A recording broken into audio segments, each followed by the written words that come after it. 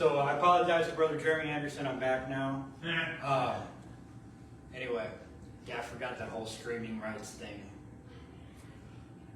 All right, so I promised I would do this, and then I was hoping that everybody would forget, but God didn't, and neither did my wife. So I had said I would do this, and then I was hoping everybody else would forget, but God didn't, and neither did you. All right, so here is the story of Greg. I was born in 1980, a little over 2 years after my parents were married. I was raised going to church. In fact, my mom was the children's church leader for a while. I was born with crossed eyes. My parents tried to fix them. My first surgery was before I could even remember, with 3 or 4 more surgeries throughout my childhood. Got to know doctors really close. I was bullied and made fun of for my eyes by other kids, and what surprised me is it was the kids with other eye problems that would bully me the most. It was weird. But that's neither here nor there. My eyes have always been a source of low self-esteem and self-confidence. I can remember having straight eyes for about 2 months after my final surgery, which was right before I turned 18. It was long enough to have my senior pictures with straight eyes. After all those failed attempts, my eyes, and with my eyes becoming worse every time, I lost all confidence in doctors and was no longer interested in getting my eyes fixed. Growing up, I don't have any memories of neglect or abuse in our home. I do remember my parents struggled with alcoholism a few times. When they drank, I only remember how annoying their behavior was to me. When I was about 8 years old, I started taking piano lessons from a man who went to our church. I don't remember too many details of this time or how long the lessons took place, probably a year or so, maybe 2, who knows. When I was around 13, my parents quit going to church. During one of these time spans, they were drinking.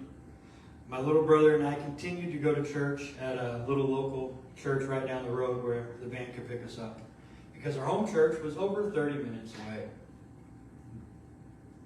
When I got my license, we went back to the assembly. That's the church I grew up in. This is where I first, let me try that again. This is the church where I started dating and eventually married my first wife. Neither of us could give a good reason for getting married other than it was the next logical step after dating for 2 years. By the way, that's not really a good reason. Right. Married in 2002. By 2006, we had 2 daughters. Shortly after our second child was born, we got an upright grand piano given to us. It's pretty cool. The only person I knew that worked on pianos was the man who taught me to play when I was 8 years old. He came and tuned the piano and brought me gifts. He asked me to go for a ride in his new truck and began telling me how he loved me since I was a kid. This is my first memory of homosexual feelings. Eventually, he disappeared, and I ended up in another homosexual relationship while still married. I admitted this to her and tried to patch things up, and we ended up pregnant with our 3rd daughter. After our 3rd child was born, things got really bad between us. She had postpartum depression, and I did not handle it the best. So we split up. She eventually left the girls at her mom's and left state to live with another man. During that time, I had a major depression and called the girls' mom to come get them. I didn't see them for about 6 months and ended up in a psych ward. But it was there that God started dealing with me. I knew my tendencies were water. Supposed to be reading a lot slower, but this is why I have it written down. I knew my tendencies were sinful, and I made the decision to abandon that lifestyle. So after leaving the psych ward, I needed a place to go and do some good. I volunteered at the local Christian church, VBS. I had attended VBS there many times in my childhood and had been visiting them occasionally since I left the hospital. I was having a pretty decent conversation with my middle school principal when all of a sudden a flood of memories came rushing in of what my piano teacher had done to me when I was 8 years old. He had groomed me and then again entered my life years later. I was filled with hurt, anger, and rage. I didn't know anger and rage could be 2 different feelings, but I had them all. I left the church immediately, and I called him. I cussed him out, and then told his wife what he had done to me. Then I called my daddy to see if he had any idea about it, but he didn't, and I couldn't believe it. At that point, I quit everything. I quit my job. I lost my apartment, which hadn't had electricity for about 2, 3, 4 weeks maybe. I was a mess. I went to live at my grandmother's house, and she took me to Calvary, the UPC church in Gerald. Go ahead. This portion I call my deliverance story. So deliverance is a noun. The action of being rescued or set free.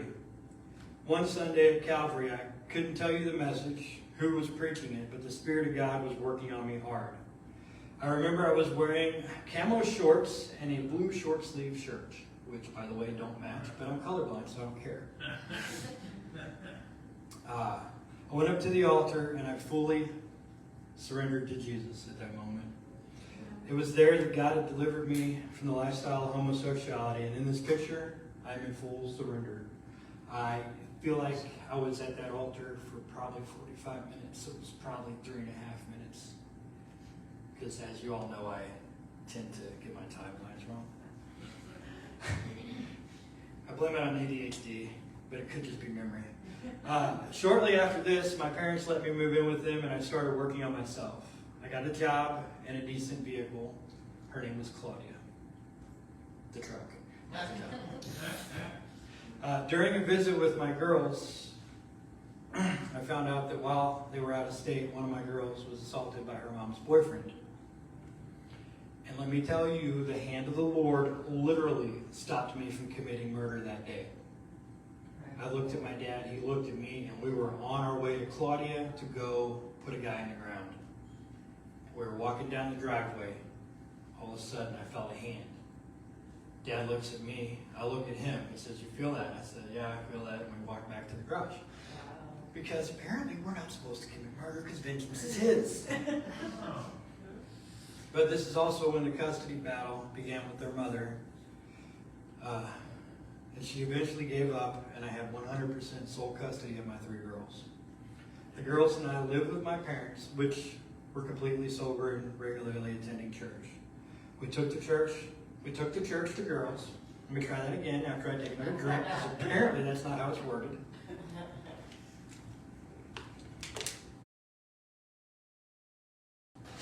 All right, so anyway, we took the girls to church. And then we got involved in Celebrate Recovery, and Dad and I completed the 12 steps. I told you that God rescued me. I want to be clear that deliverance is God's work for you. Surrender or submission is your work for Him. Right. Look at the children of Israel in the Old Testament. How many times did God deliver them? Right. Until you fully submit to God and to His will for your life, you are subject to your own wills or lusts. Genesis 6:5. Then the Lord saw the wickedness of man was great in the earth, that every intent of the thoughts of his heart was only evil continuously. It wasn't until I submitted my life It wasn't until I submitted myself to God's will for my life that I truly cut ties with the former things of my life. All right.